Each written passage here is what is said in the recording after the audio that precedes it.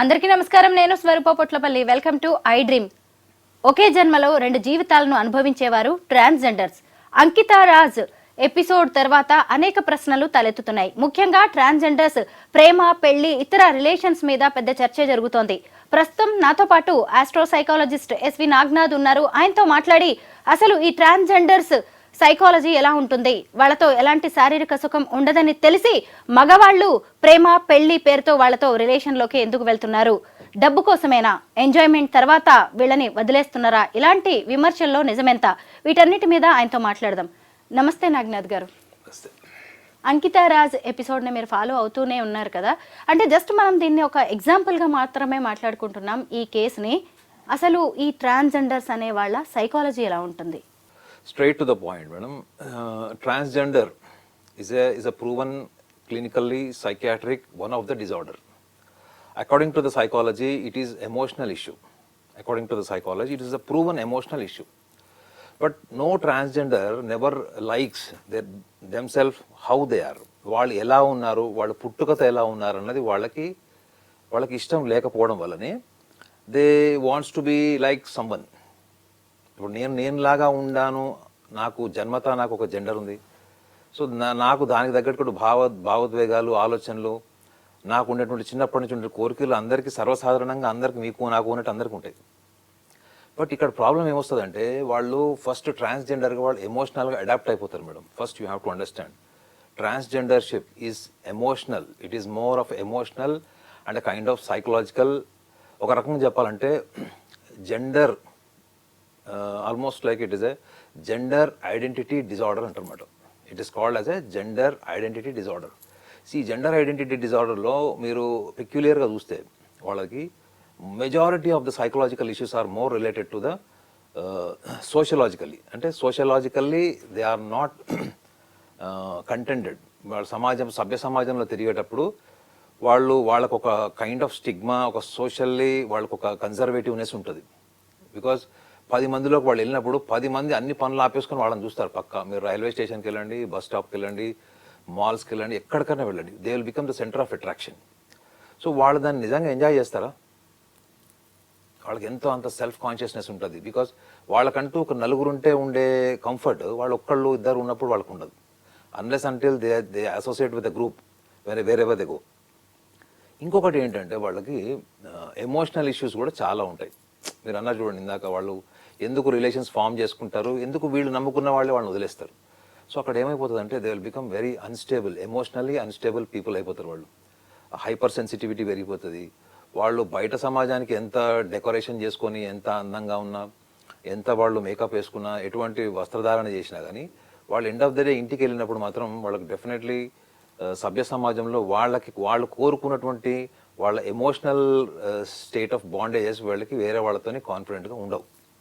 So దానివల్ల వాళ్ళు ఏం కోల్పోతారు, వాళ్ళు లోన్లీనెస్ స్టార్ట్ అవుతుంది వాళ్ళకి. వాళ్ళు ఎక్కడికి వెళ్ళినా, ఎన్ని లైఫ్లో ఎన్ని ఎక్స్పీరియన్సెస్ అయినా కానీ వాళ్ళని సభ్య సమాజంలో మాస్కులైన్ జెండర్, ఫెమినైన్ జెండర్ లాగా వాళ్ళని ట్రీట్ చేయకపోవడం వల్ల, though they confess themselves as a female or a male after change of this gendership, కానీ వాళ్ళకి ఎమోషనల్లీ ఒక ఇన్సెక్యూరిటీ సభ్య సమాజం నుంచి, ఎన్విరాన్మెంట్ నుంచి విపరీతంగా వాళ్ళ మీద ప్రభావం ఉంటుంది. రెండో ఆస్పెక్ట్ ఏంటంటే వాళ్ళు ఒక్కసారి ఇంటికి వెళ్ళిన తర్వాత, ఇప్పుడు సైకాలజీ అంతా ఏం చెప్తుందంటే నువ్వు సభ్య సమాజంలో ఉన్నప్పుడు నీకంటూ ఒక వ్యక్తిత్వం, అంటే నీకంటూ ఒక పర్సనాలిటీ ఉంటుంది. ఆ పర్సనాలిటీని నువ్వు 10 మందికి చూపించుకోవడానికి, 10 మందితో మేనేజ్ చేసుకోవడానికో, లేకపోతే నీకు లైక్ మైండెడ్ సొసైటీతో నువ్వు మాట్లాడుతూ ఏదో ఒక రకంగా కాలం గడిపేస్తావు. కానీ what happens when you go home and when you are sleeping? నువ్వు ఒక్కడే ఉంటావు. నువ్వు పడుకునేటప్పుడు నువ్వు ఒక్కడే ఉంటావు. ఒకవేళ నువ్వు ఒకడే ఉన్న సందర్భాల్లో నిజంగా నీకు అప్పటి వరకు నువ్వు పొద్దున్న సాయంత్రం వరకు నీకున్న ఎక్స్పీరియన్స్, నువ్వు ట్రాన్స్జెండర్గా మారిన తర్వాత నీలో వచ్చేటువంటి ఎమోషనల్ చేంజెస్, సైకలాజికల్ చేంజెస్ ఏవైతే ఉంటాయో దాంతో నువ్వు కంఫర్టబుల్గా ఉన్నావు అంటే మాత్రం వాళ్ళు నో అని చెప్పొచ్చు ఆనెస్ట్లీ. ఎందుకంటే వాళ్ళకి ఎప్పటికీ కూడా ఏదో కోల్పోతున్నాము, ఎవరు వెనుక వీళ్ళు పడుతుంటారు. కానీ వీళ్ళతో ఉన్నా కానీ ఇది ఈ రోజు ఉంది, రేపు ఉంటుందా లేదో తెలియదు. వాళ్ళు ఏదైతే బలంగా కోరుకుంటున్నారో ఇది నాది అని ఎమోషనల్గా, ఇప్పుడు లవ్ అంటే అదే కదండి, మీరు ఎమోషనల్గా ఒక వ్యక్తిని అడాప్ట్ చేసేసుకోవడమే లవ్ కదా. ఆ వ్యక్తి కూడా వీళ్ళతో ఎమోషనల్గా ఉన్నంత కాలము వీళ్ళు ఎప్పుడు వెళ్ళిపోతారో తెలియదు, ఏ కారణం వల్ల వీళ్ళిద్దరు కలిసి ఉన్నారో తెలియదు. సో ఈ సందిగ్ధంలో వాళ్ళకి emotionally they will become unstable. ఈ instability and frequent disturbances or you can call it the breakup అంటే ఈగోసెంట్రిక్ ప్రాబ్లమ్స్ వల్ల కావచ్చు. రెండోది మనం ఆలోచించుకుంటే చాలా డీప్గా వాళ్ళకి లోన్లీనెస్ మూడ్ స్వింగ్స్ లాంటివి కూడా వాళ్ళకి సివియర్గా ఉండే ఛాన్స్ ఉంటుంది. సో కాబట్టి వీళ్ళకి మనము డెఫినెట్లీ ఇట్లాంటి వీళ్ళు అసలు నిజంగా చెప్పాలంటే వీళ్ళు కూడా రెగ్యులర్గా సైకాలజిస్ట్ని కన్సల్ట్ చేస్తే కూడా మంచిది. వాళ్ళ సోషల్ స్టిగ్మా పక్కన పెట్టుకొని వాళ్ళు ఏం కోరుకుంటున్నారు, సభ్య సమాజం ఎట్లా ఉంది అనేటువంటి ఒక రేషనల్ థింకింగ్ వాళ్ళని తీసుకురావచ్చు మేడం. వాళ్ళ ఊహల్లో, వాళ్ళ ఇమాజినేషన్లో, వాళ్ళ థాట్ ప్రాసెస్లో వాళ్ళు ఒక రకంగా ఉంటారు. కానీ అది రియాలిటీకి వచ్చేటప్పటికి వాళ్ళకి ప్రతి ఎక్స్పీరియన్స్ అట్లా 2-3 ఎక్స్పీరియన్స్లు అయితే ఆటోమేటిక్గా వాళ్ళకి లైఫ్ మీద కాన్ఫిడెన్స్ పోతుంది. ఈ కాన్ఫిడెన్స్ పోయిన తర్వాత వాళ్ళ జీవితం ఏంటి చెప్పండి. వాళ్ళకంటూ వాళ్ళ ఇంపల్సెస్ వాళ్ళకు ఉంటాయి, వాళ్ళ సెన్షువాలిటీ వాళ్ళకు ఉంటుంది, వాళ్ళ సెక్షువల్ థాట్స్ వాళ్ళకు ఉంటాయి, వాళ్ళ రొమాంటిక్ ఫీలింగ్స్ వాళ్ళకు ఉంటాయి. వాటిని వాళ్ళు అసోసియేట్ అయ్యి ఆ అసోసియేషన్లో వాళ్ళు స్టేబుల్గా ఉంటారంటే మాత్రం అది ప్రశ్నార్థకమేది. నాగనాథ్ గారు, ఇప్పుడు ఈ ట్రాన్స్జెండర్స్ ఎంత ఫిజికల్గా మారిపోయినా కానీ అంటే పూర్తి స్థాయి ఆడవాళ్ళుగా మాత్రం మారలేరు. అంటే వాళ్ళు పిల్లలు పుట్టే ఛాన్స్ వాళ్ళకి ఉండదు, అలాగే పెద్దగా సంసార సుఖం ఉండదు, ఇంకొక పార్ట్నర్ వీళ్ళ లైఫ్లోకి వచ్చినా కానీ నెక్స్ట్ జనరేషన్ అనేదే ఉండదు వీళ్ళతోటి. అయినా ఇవన్నీ తెలిసి కూడా కొంతమంది మగవాళ్ళు ఎందుకు వీళ్ళతో ప్రేమ అంటే సరే ప్రేమ అక్కడికే ఆగిపోతుంది అనుకోవచ్చు, పెళ్లి లాంటి రిలేషన్లోకి ఎందుకు వస్తున్నారు? For example Ankita and Raj గురించే మాట్లాడుకుంటే ఇవన్నీ రాజ్కి తెలిసే ఈ రిలేషన్లోకి వచ్చాడు. ఇక్కడ రీజన్స్ ఏముంటాయంటారు? అంటే నేను చెప్తే మళ్ళీ మీకు నచ్చుతుందో లేదో కానీ నేను చాలా బ్లంట్గా అండర్లైన్ ఫ్యాక్ట్స్ చెప్తాను మీకు. అంటే మనము ఈ కపుల్ ఎవరైతే ఇప్పుడు మీరు చెప్పారో ఈ కపుల్ గురించి కాకుండా మనం ఒక బ్రాడర్ పర్స్పెక్టివ్, ఒక గ్లోబల్లీ మనం ఆలోచిస్తే అసలు ఒక పురుషుడు ఇప్పుడు కాసేపు ట్రాన్స్జెండర్ పక్కన పెట్టి ఇక స్త్రీ పురుషుల మధ్యలో ఉన్నటువంటి రిలేషన్ గురించి మనం మాట్లాడితే స్త్రీ పురుషుల మధ్యలో ఉన్నటువంటి ఈ సంభోగానికి సంబంధించినటువంటిది, రొమాన్స్కి సంబంధించినది అంటే కంప్లీట్లీ ఒక private relation between the men and ఉమెన్లో పురుషుడికి సంభోగం తర్వాత కలిగేటువంటి ఆత్మసంతృప్తి మానసికంగా ఏంటో తెలుసా మీకు? Ego satisfaction madam. ఒక పురుషుడు ఒక అమ్మాయిని లవ్ చేశాడు, ఒక స్త్రీ ఒక పురుషుడిని లవ్ చేసింది, వాళ్ళిద్దరి మధ్యలో 7 ఏళ్ల సంబంధం ఉంది, 7 ఏళ్ళు వాళ్ళు ప్రేమించుకున్నారు, 5 ఏళ్ళు ప్రేమించుకున్నారు, లేదా సంవత్సరం ప్రేమించుకున్నారు, కానీ కొన్ని కారణాల వల్ల విడిపోయారు. ఈ విడిపోయిన తర్వాత ఇట్లాంటి కేసెస్ నేను చెప్తున్నాను పర్టికులర్గా నేను చూసిన వాటిలో బాగా ఇంటిమేసీ పెరిగిపోయి ఎమోషనల్గా బాగా కనెక్ట్ అయ్యి విడిపోయిన వాళ్ళలో డిప్రెషన్లోకి వెళ్ళిన వాళ్ళు ఎక్కువగా ఎవరున్నారు తెలుసా అండి? ఎవరైతే ఇంటిమేసీ ఉన్న రిలేషన్స్లో వాళ్ళ ఇద్దరి మధ్యలో సంభోగం జరగలేదో, స్త్రీ పురుషుల మధ్యలో సంభోగం జరగకుండా మేబీ వాళ్ళిద్దరి మధ్యలో రొమాన్స్ ఉండొచ్చు, అదర్ ఫ్యాక్టర్స్ ఉండొచ్చు, బట్ ఎవరైతే ఇద్దరు స్త్రీ పురుషుల సంభోగం లేకుండా వాళ్ళిద్దరి మధ్యలో కొన్ని కారణాల వల్ల ఎన్విరాన్మెంటల్ ఫ్యామిలీ ఫ్యాక్టర్స్ వల్ల కూడా కావచ్చు విడిపోయిన వాళ్ళలో నేను ఎక్కువగా డిప్రెషన్లో ఉన్నటువంటి మగవాళ్ళని చెప్పేది, ఐఎమ్ టాకింగ్ అబౌట్ మెన్. వాళ్ళు ఎందుకు డిప్రెషన్లో ఉన్నారంటే వాళ్ళ కోర్ డిజైర్, కోర్ ఐడెంటిటీ వాళ్ళ పార్ట్నర్తో వాళ్ళు అయితే ఊహించుకున్నారో అది వాళ్ళకి సాటిస్ఫాక్షన్ రాలేదు. దీన్ని సైకాలజీలో ఏమంటారంటే you are identified with something that you have not enjoyed or you have not experienced. మీరు అది ఎప్పటి వరకు ఎక్స్పీరియన్స్ చెయ్యరో అది ఎమోషనల్ ఫామ్లో మీ సబ్ కాన్షియస్లో ప్లాంట్ అయి ఉంటుంది. మీరు ఎప్పుడైతే అది ఎమోషనల్ ఫామ్లో ఉందనుకోండి మేడం, అది మిమ్మల్ని వదలది కాదు. అది ఊహ రూపంలోనో, జ్ఞాపకం రూపంలోనో, లేకపోతే మననం ప్రతిసారి ఎక్కడ చూసినా మీకు అది గుర్తుకొస్తుంటుంది. నేను మీ ఎగ్జాంపుల్ ఎందుకు చెప్తున్నానంటే ఒక స్త్రీ నుంచి పురుషుడు ఏం ఎక్స్పెక్ట్ చేస్తాడు బ్లంట్గా అంటే 10 మందిలో 6 మీరు కేటగరైజ్ చేయండి. ఇవన్నీ నేను మగవాళ్ళుగా చెప్తున్నాను. 10 మందిలో 6 ఏం ఎక్స్పెక్ట్ చేస్తారు స్త్రీ నుంచి అంటే డెఫినెట్లీ ఈ ఈగోసెంట్రిక్ సాటిస్ఫాక్షన్. మనం ఫిలాసఫికల్గా ఏం చెప్పుకుంటాం, సోషలాజికల్గా ఫిలాసఫికల్గా మనం ఏం చెప్పుకుంటాం, వాళ్ళిద్దరు ప్రేమించుకున్నారండి, అన్యోన్యమైనటువంటి ప్రేమికులు వాళ్ళు, ఇక లైలా మజ్ను అని రకరకాలు చెప్తారు. కానీ కోర్ డిజైర్ అన్కాన్షియస్లో ఏముంటుంది అంటే definitely they want to reach the core pleasure between the 2 genders.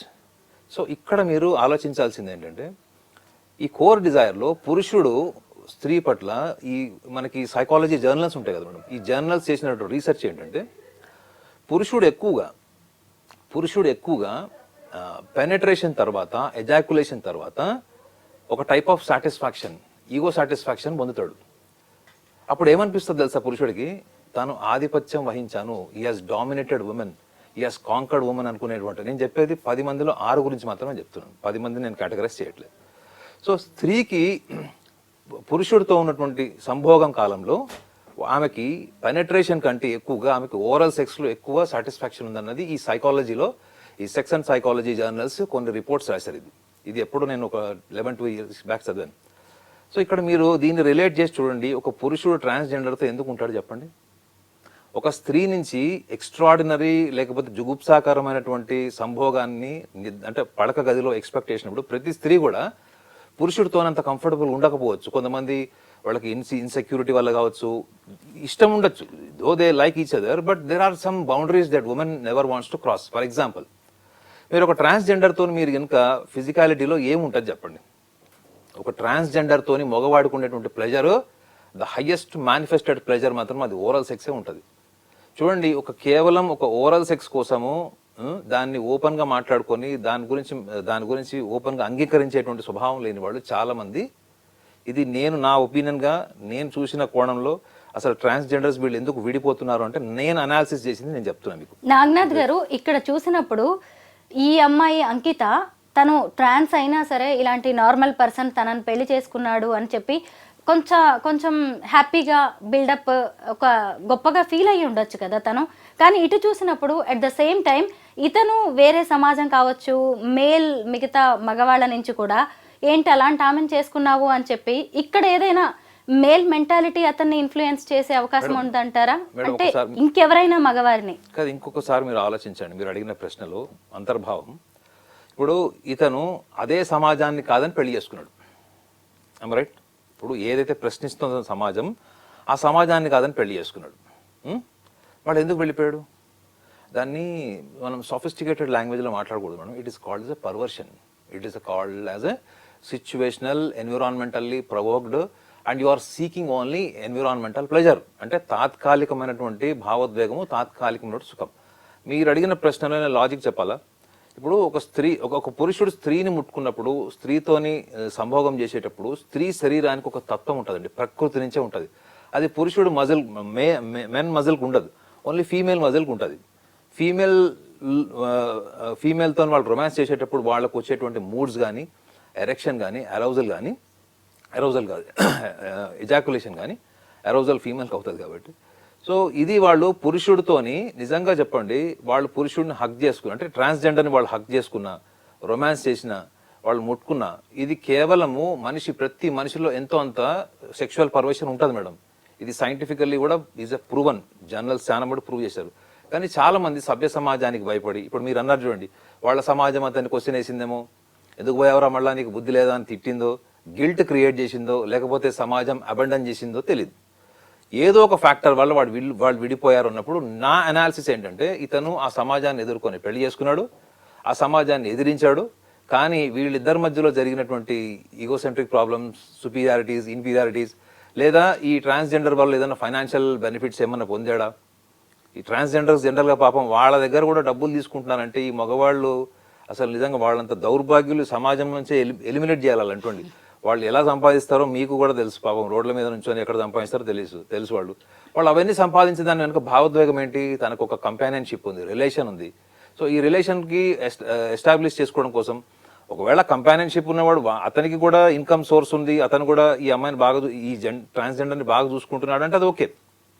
కానీ అక్కడ ఏం జరుగుతుంది, చాలా సందర్భాల్లో ట్రాన్స్జెండర్స్ సంపాదించిన డబ్బులు తీసుకొని పారిపోయిన మగవాళ్ళు ఎక్కువ ఉన్నారు.